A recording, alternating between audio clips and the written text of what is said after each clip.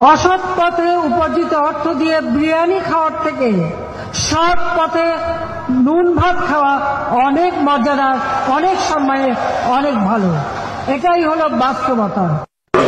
একজন মাসুম মানুষ পাওয়া গেছে, অক্ষরে গোনা নাই, মাত্র ইয়া পড়ছে। আমি বলছিলাম কি, মাসুম লোক বিরিয়ানি খাওয়ার জন্য টাকা পাচার করছে, তাই না? ওগুলা সৎ পথে ছিল। 2.2 এরপরে 5 পয়েন্ট গাঁজা আপনি সেবা করতে পারবেন। আর গাঁজা আমার আপনার 14 গোষ্ঠীর বাপে কেউ বানায় নাই। এটা কে বানাইছে? আল্লাহ সৃষ্টি করছে, আল্লাহ সৃষ্টি করছে। তো এই নারীর দিকে যখন চোখ যাবে তাহলে এটাকে কিভাবে আমরা সুখের বিষয়, এটা আনন্দের বিষয়। একটা সুন্দর নারী আমার সামনে দিয়ে যাচ্ছে, তার সৌন্দর্য লাবণ্যতা দেখতে পাচ্ছি। আল্লাহ বলছে আমার সৌন্দর্যকে উপভোগ করো। এখন নারী যাচ্ছে, আমি তো এটা উপভোগ করবো, আনন্দের বিষয়। আল্লাহ তো বলছে সুন্দর জিনিস। কেন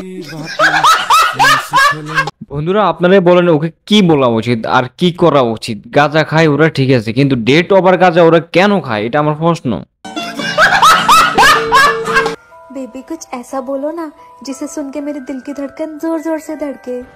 जोया, मेरे पास पैसे नहीं है।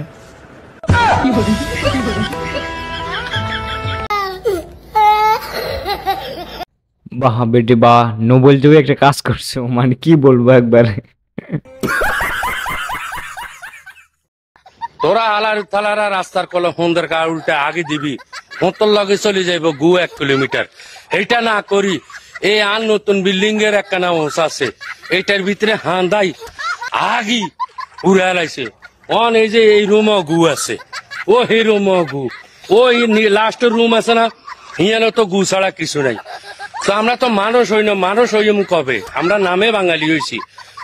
এই যে এই জায়গা আগে দিলে 1 কিলোমিটার গু চলি যাইব, গু টোগা হাতি ন। এইটা না করি তোরা আর বিল্ডিং এর ভিতরে আগি হুড়ে লাইছ, শতানা বাচ্চা অগল। মানুষ হবি কবে তোরা? অন গুই কিন্তু গো চেঁচাইব কে? আর মিস্ত্রি 1 মাস ওরা তো আইতো না।